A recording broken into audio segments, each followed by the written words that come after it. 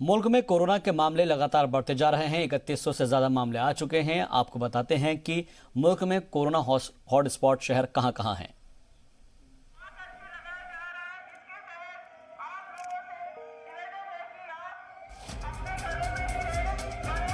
मध्य प्रदेश के इंदौर में अब हालात कर्फ्यू जैसे हैं। पुलिस के साथ अब सीआरपीएफ के जवान भी तैनात किए गए हैं। पुलिस की गाड़ियां सड़कों पर घूम रही हैं। फ्लैग मार्च किया जा रहा है। इंदौर में हर तरफ सन्नाटा है। मध्य प्रदेश में कोरोना के 155 मरीज हैं, जिनमें 100 से ज्यादा मामले इंदौर के हैं। तमिलनाडु कोरोना का एक बड़ा हॉटस्पॉट बन गया है। यहाँ कल एक ही दिन में कोरोना के 100 से ज्यादा मामले सामने आए। तमिलनाडु में 102 मरीजों में कोरोना की तस्दीक हुई है। इनमें से 100 लोग दिल्ली के निजामुद्दीन मरकज से लौटे हैं। तमिलनाडु में कोरोना के मरीजों की तादाद 411 हो गई है। यूपी के गौतम बुद्ध नगर में कोरोना वायरस के 2 और नए मामले सामने आने के बाद कुल तादाद 50 हो गई है। नोएडा के सेक्टर 93 में बनी ग्रैंड ओमेक सोसाइटी में कोरोना पॉजिटिव 2 मरीज मिले हैं। ये मां और बेटे हैं। वालिद नोएडा की सीजफायर कंपनी में काम करते थे।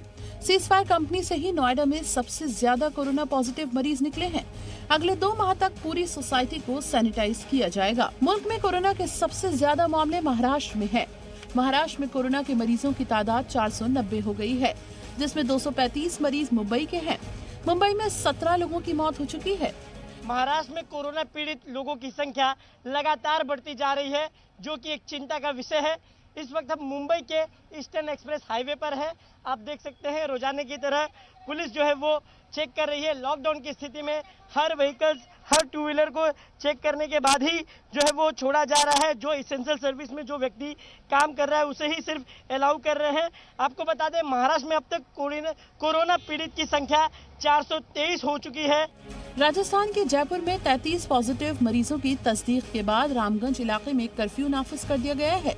सभी मरीज रामगंज इलाके के ही हैं। कर्फ्यू के बीच रामगंज में सन्नाटा छाया हुआ है। ये रामगंज क्षेत्र है, यहाँ से इसकी बॉर्डर की शुरुआत होती है। यहाँ पर पुलिस ने मोर्चा संभाल रखा है। पूरी तरीके से इस क्षेत्र को सील किया हुआ है। कोई भी घरों से बाहर नहीं निकले।